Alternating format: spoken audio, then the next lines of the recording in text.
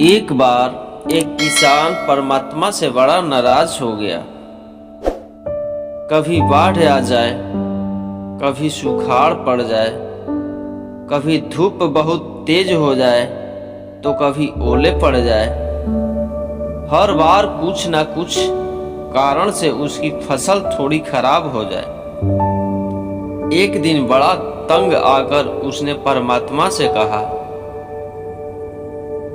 देखिए प्रभु, आप तो परमात्मा हैं, लेकिन लगता है कि आपको खेती बाड़ी की ज्यादा जानकारी नहीं है।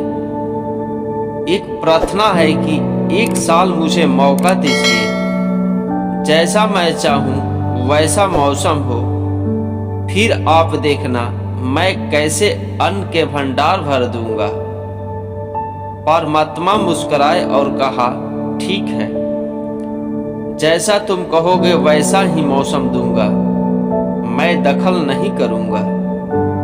किसान ने गेहूं की फसल बोई। जब धूप चाही तब धूप मिली, जब पानी तब पानी। तेज धूप, ओले, बाढ़, आंधी तो उसने आने ही नहीं दी। समय के साथ फसल बढ़ी और किसान की खुशी भी, क्योंकि ऐसी फसल तो आज तक नहीं हुई थी। किसान ने मन ही मन सोचा, अब पता चलेगा परमात्मा को कि फसल कैसे करते हैं। बेकार ही इतने बरस हम किसानों को परेशान करते रहे। फसल काटने के समय भी आया।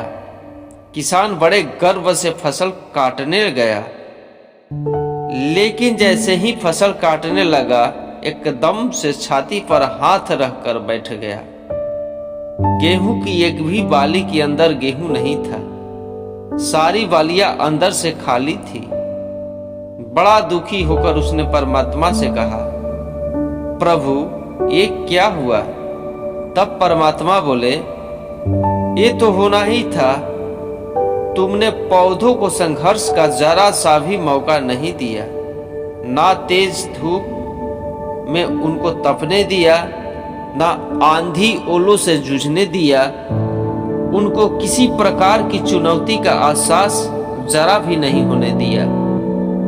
इसलिए सब पौधे खोखले रह गए। जब आंधी आती है, तेज बारिश होती है, ओले गिरते हैं, तब पौधा अपने बल से ही खड़ा रहता है। वो अपना अस्तित्व बचाने का संघर्ष करता है, और इस संघर्ष से जो बाल पैदा होता है वही उसे शक्ति देता है, ऊर्जा देता है, उसकी जीवटता को उभारता है। सोने को भी कुंदन बनाने के लिए आग में तपने, हथौड़ी से पीटने, गलने जैसी चुनौतियों से गुजरना पड़ता है, तभी उसकी स्वर्णिम आभा उभरती है, उसे अनमोल बनाती है। उसी तरह जिंदगी में भी अगर संघर्ष ना हो, चुनौती ना हो, तो आदमी खोखला ही रह जाता है। उसके अंदर कोई गुण नहीं आ पाता। ये चुनौतियां ही हैं जो आदमी रूपी तलवार को धार देती है, उसे सशक्त और प्रखर बनाती है।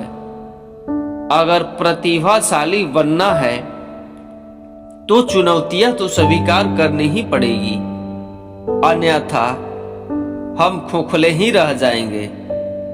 अगर जिंदगी में प्रखर बनना है, प्रतिभाशाली बनना है, तो संघर्ष और चुनौतियों का सामना तो करना ही पड़ेगा।